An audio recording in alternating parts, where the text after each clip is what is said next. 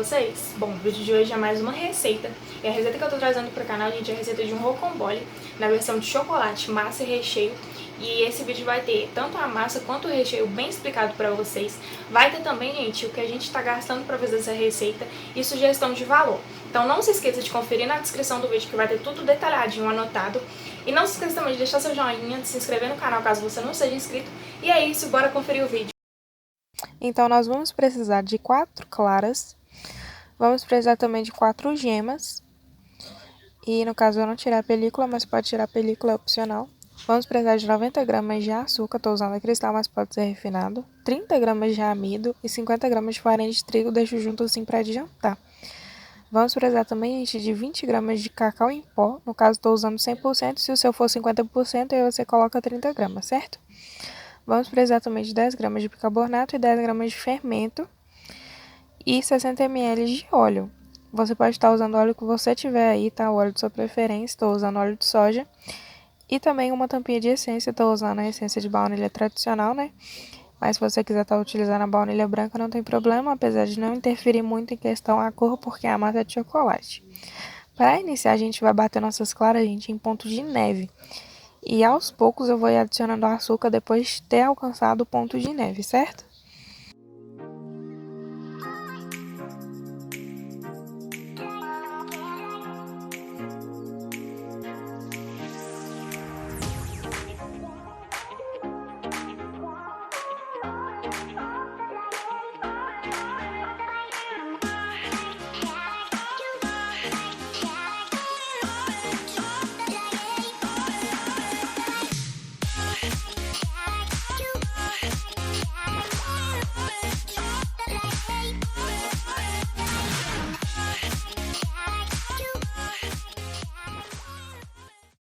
E como a maioria das pessoas costumam dizer que o ponto da clara em neve, gente, é aquele ponto que você joga a vasilha pra cima e ela não cai, é o ponto errado, tá? Esse é o ponto dela em pedaços, não é o ponto correto para receitas desse tipo que você precisa de leveza.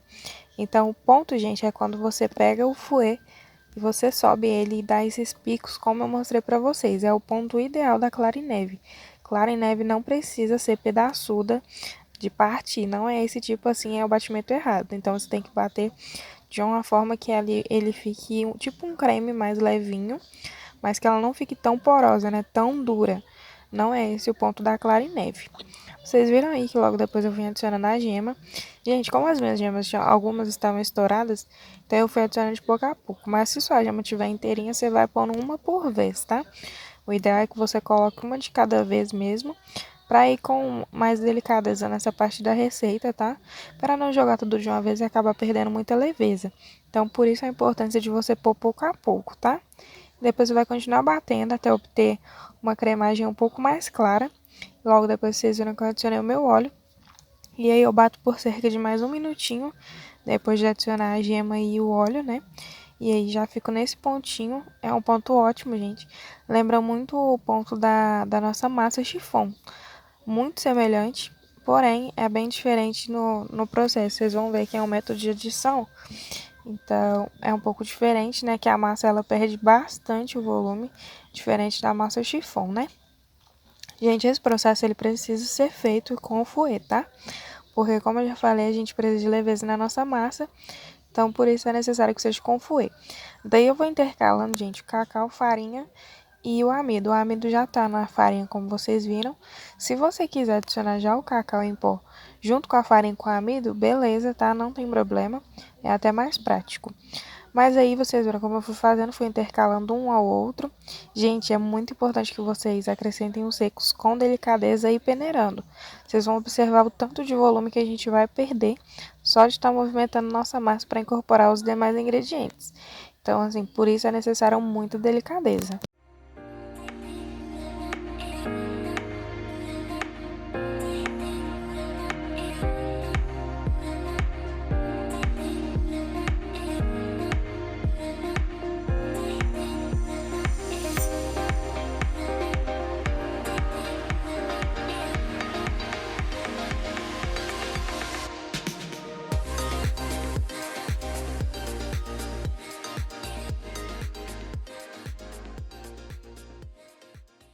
Aí agora eu venho com a espátula só misturando toda a mistura, né?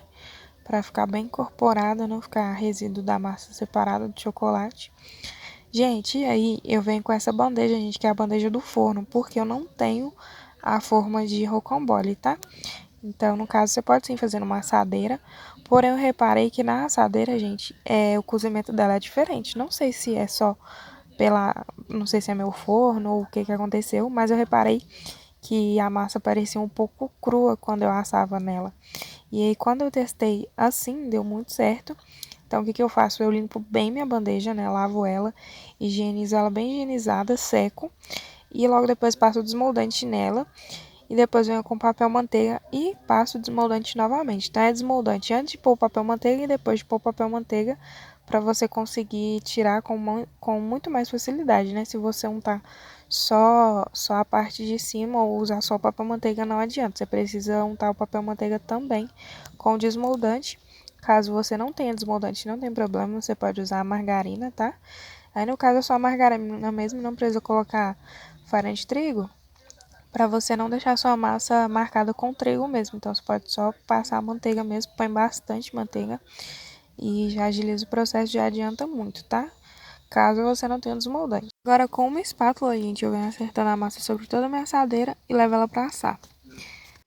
Vamos preparar nosso recheio. Para isso eu preciso de 30 gramas de creme de avelã, uma caixinha de creme de leite, 15 gramas de chocolate em pó, gente, eu estou usando é o Dark, tá? 100%. E uma caixinha de leite condensado, tá? Para iniciar na panela, eu coloco meu leite condensado. O leite condensado que eu tô usando, gente, é o da Piracanjuba, tá? Semi-desnatado. Eu gosto muito dessa marca. Vamos precisar também, gente, de adicionar agora o chocolate em pó. Porque o leite condensado ele vai dissolver bem o chocolate em pó. Então, ele é um ótimo dissolvente, né? Em questões de pó, assim. Então, é muito bom que utilize o leite condensado antes, em qualquer receita que vá farinha, que vá o próprio chocolate em pó, né? Então, é importante que vocês primeiro dissolvam. Tô mostrando pra vocês o cacau que eu utilizo, gente, é esse da Fralha, tá? É o cacau Dark 100%. Eu gosto muito dele porque com pouca quantidade a gente consegue um resultado bem forte. Logo depois eu vou adicionando meu creme de avelã, que tá em temperatura ambiente.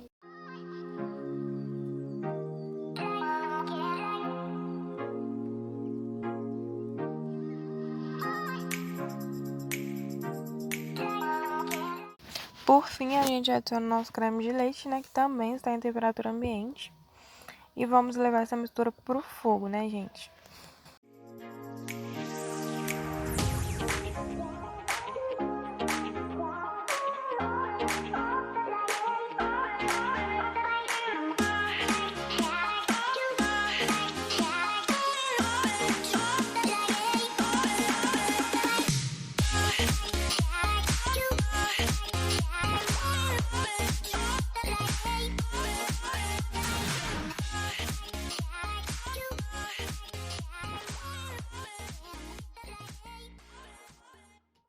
Após misturar bem essa mistura, gente, o que eu faço? Eu levo pro fogo médio, tá?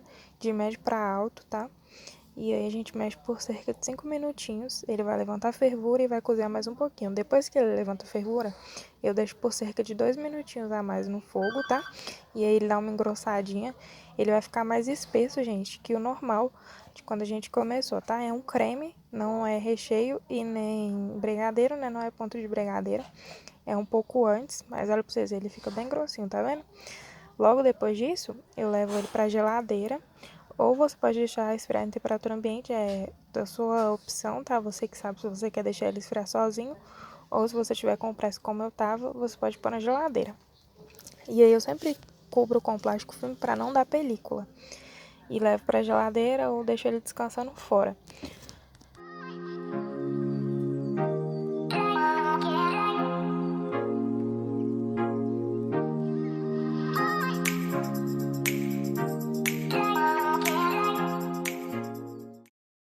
Gente, olha o resultado dessa massa, que coisa linda.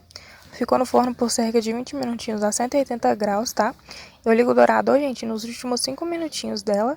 Não tem tanta necessidade de a gente assar com o dourador, tá? ela assa bem rápido. Uma dica que eu quero dar pra vocês é que essa massa, gente, ela costuma criar barriga na hora que ela tá assando. Então não abra o forno, não mexe, deixa ela lá, que na hora de você retirar ela vai voltar pra textura normal dela, vai ficar retinha, bonitinha. Então não mexa, deixa que depois ela volta. Agora outra dica em relação ao recheio. Indico que vocês utilizem em temperatura ambiente, tá? Não utilize gelado, como eu fiz, porque ele tá bem gelado e aí ele ficou bem firminho, tá vendo?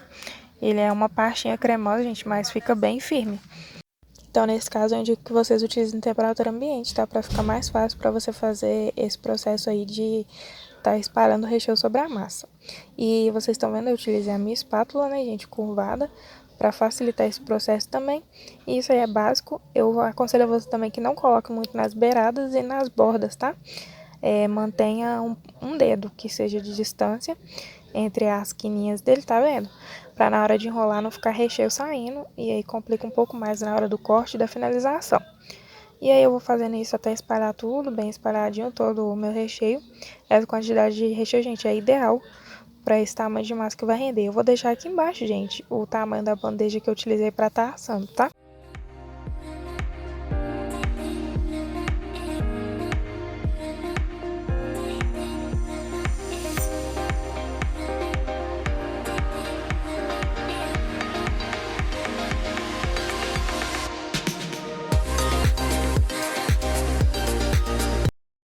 Agora a gente vai para a parte, gente, de enrolar nosso rocambole. A gente tem a opção de estar enrolando ele na horizontal ou na vertical, tá? Hoje eu decidi enrolar ele na horizontal, por quê? Porque eu queria que ele ficasse um pouco mais fininho para caber na minha embalagem, né? No meu potinho quadrado. Da outra vez que eu fiz, eu enrolei ele na vertical e o que que aconteceu? Ele ficou fatias muito grossas, né? Então acabou que me dificultou muito para colocar na embalagem. Então dessa forma, para pôr na embalagem vai ser melhor, né? Porque ele vai ficar um rolinho menorzinho. Daí a gente só corta um pouco mais grosso do que cortar ele na horizontal, que na horizontal não, na vertical, ele fica bem grossinho. E aí na horizontal ele fica mais fininho, mas mesmo assim para vender é ótimo. E até mesmo para você vender a peça toda, a gente também dá certinho, tá? Você só vai vender ele com uma quantidade menor de fatias, apesar de render bastante fatias também. Então é relativo. Eu para venda eu sempre enrolo ele na vertical e para venda de monoporções eu enrolo ele assim na vertical, na horizontal para poder fazer cortes menores, né, mais fininhos. E aí vem com o meu plástico filme, gente, e coloco uma boa camada de plástico filme para me prensar, para fazer tipo uma prensagem realmente desse rocambole. Vocês podem observar que eu pressiono bem e passo o plástico filme bem firme nele, olha, porque eu preciso que faça uma contenção para ele ficar no formato mesmo dele, né, que ele precisa ficar de um rolo. Então, por esse motivo é necessário você fazer esse passo, gente, bem feito. E o indicado mesmo é o plástico filme, tá? Porque ele vai firmar bem. E aí eu venho, gente, tipo enrolando ele mesmo, ó, pra ele fazer o formato bem certinho, tá? Não tem problema, pode fazer tranquilo que não vai estragar a massa, não vai rachar. Essa massa ela é feita pra isso, gente, ela aguenta tudo. E aí eu venho com essa forma de pão, que eu não sei a medida, eu vou deixar aqui embaixo pra vocês. E ponho, gente, não é obrigado ter essa forma, mas acabou coincidentemente a forma coube certinha. Foi certinha pra essa peça de rocambole, tá? Bom, gente, depois de ter deixado o meu rocambole descansando por cerca de 16 horas na geladeira, eu tenho ele aí bem firme agora, tá bem compacto, né? Ele descansou bastante. Eu indico a vocês que respeitem esse processo, como a gente faz com o bolo, gente, que a gente faça com ele também, tá? Pra ele descansar na geladeira por algumas horas. Aí, olha, eu tenho uma misturinha de creme de leite e chocolate. No caso, eu misturei uma caixinha de creme de leite para umas 400 gramas de chocolate em gotas, tá? Meio amargo. Fiz uma ganache e um pontinho, gente. Não queria ponto de bico, não era a intenção, era só para fazer uma cobertura para eu vir jogando granulado por cima, tá? Então foi essa medida que eu usei e consegui essa ganache aí. Ela tá bem cremosinha, não tá em ponto de bico, não consigo fazer trabalho de bico com ela, tá? E nem contenção para bolo, tá? Então não usem essa medida para nenhuma dessas práticas, tá? É realmente só para cobertura do rocambole. E eu acho muito gostosa, mas se você quiser usar o chantilly também pode, ou brigadeiro. Eu faço muito com brigadeiro também, caso você não queira colocar a ganache, né? Mas você pode pôr o que você quiser, qualquer cobertura que você tenha em mente. Cremes, temos várias opções, né? Enfim, aí eu usei a ganache, foi essa medida. Eu vou deixar anotado aqui embaixo pra vocês também a receita. Gente, vocês viram como que minha massa tá bem compacta. Gente, ela é firme, fofa. É muito boa essa massa. Vocês viram tanto que eu movimentei esse bichinho e o bicho tá inteiro. Olha pra vocês verem, ela não tem uma rachadura, tá bem inteirinho. Vocês vão ver no corte, gente, como que sai perfeito os cortes com essa massa. Então não tem erro, sabe? É muito tranquilo de fazer. E aí, como eu falei pra vocês que eu ia usar a cobertura pra isso, olha, daí eu venho jogando, né? Como não é, essa peça não é pra venda inteira, então eu não vou decorar com docinho, nem com morango, nem nada do tipo, porque eu realmente vou cortar pedaços, né, pra vender monoporção. Então, nesse caso, não é necessário a gente decorar tanto, né, mas mesmo assim a gente ainda toma um cuidado, né, para a estética dele, que a gente vai tirar uma foto para divulgar, né, o produto. Então, se apeguem a isso. A gente precisa, sim, de uma finalização bacana para estar postando conteúdo. Mas, assim, a gente não precisa pôr tanta decoração como a gente colocaria se fosse para vender a peça inteira, né? Como morango, que é uma dica também. Pode estar utilizando morango, docinhos, né? Para decoração fica muito lindo. E aí, olha, eu venho espalhando sobre o meu bolo toda a minha ganache. E depois eu venho semeando granulado, gente. É bem simples mesmo, bem prático, né? Porque o que dá trabalho, gente, custa dinheiro. Então, tempo é dinheiro, né? Então, levando isso em conta, a gente precisa agilizar nosso processo aqui e fazer o mais prático mesmo.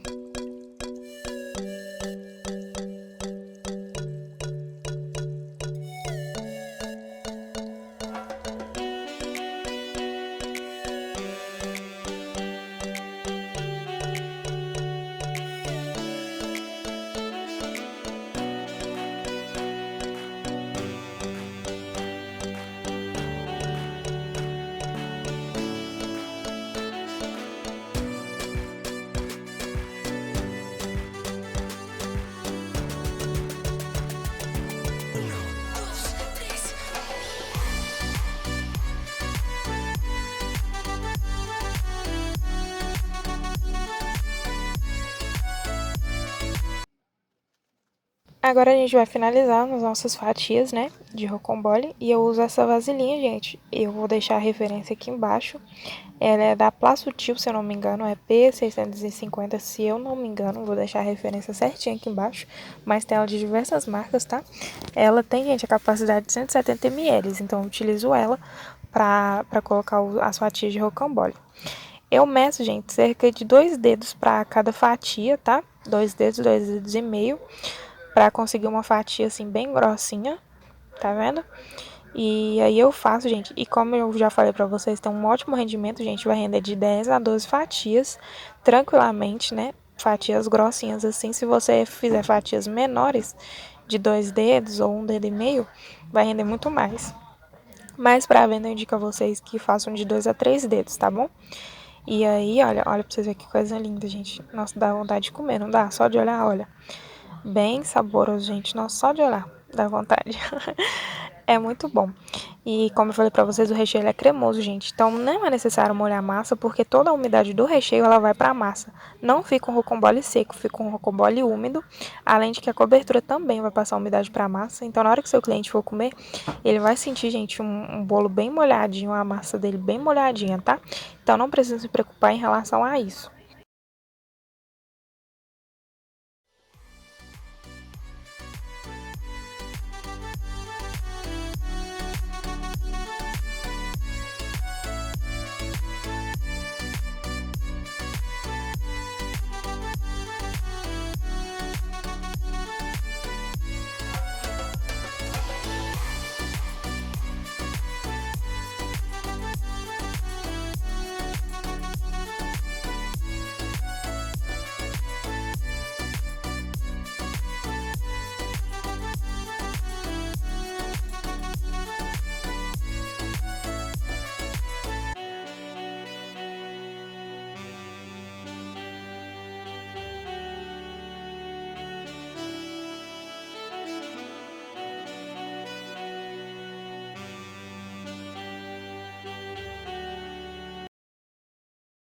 Bom, pessoal, agora já finalizamos, né? Me rendeu 11 fatias para venda e sobrou uma fatia mais grossinha, né?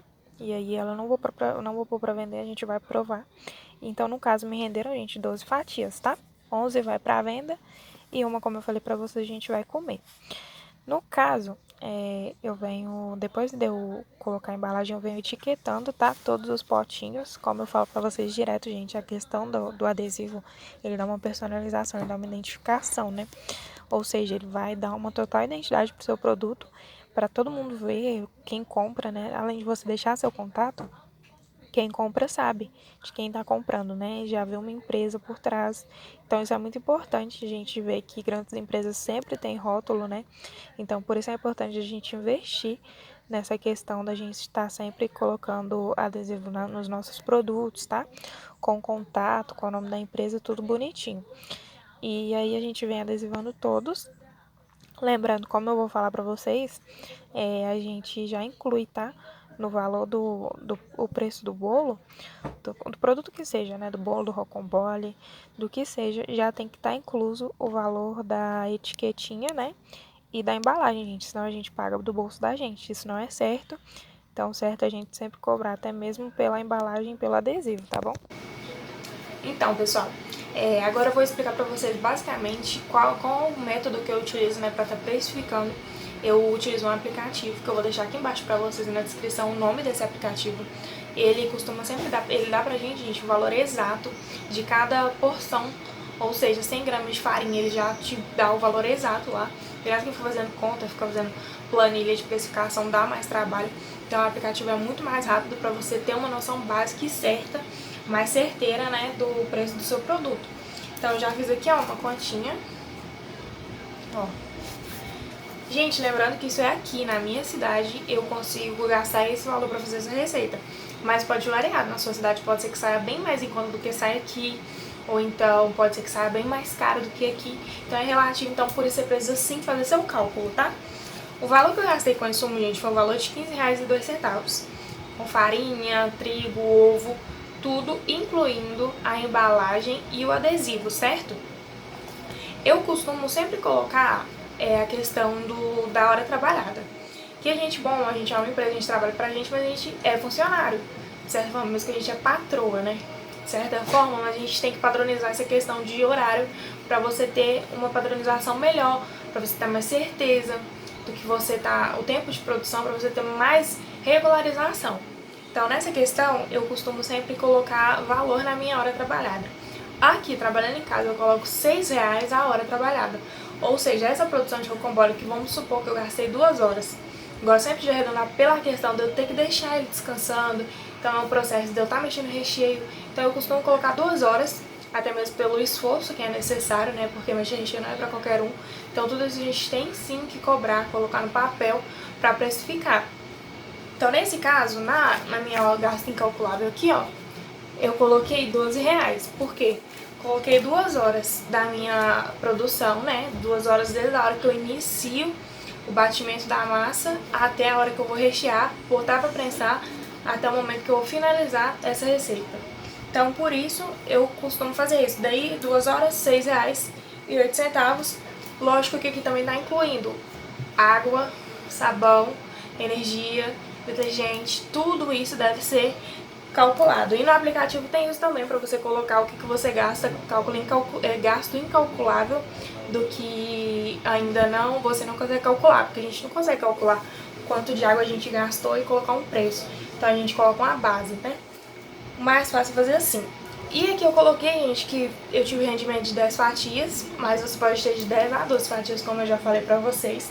E aí o que você faz? Você vai pegar o valor total daqui do gasto incalculável mais o valor que você gastou com o insumo e vai dividir pela quantidade do resultado.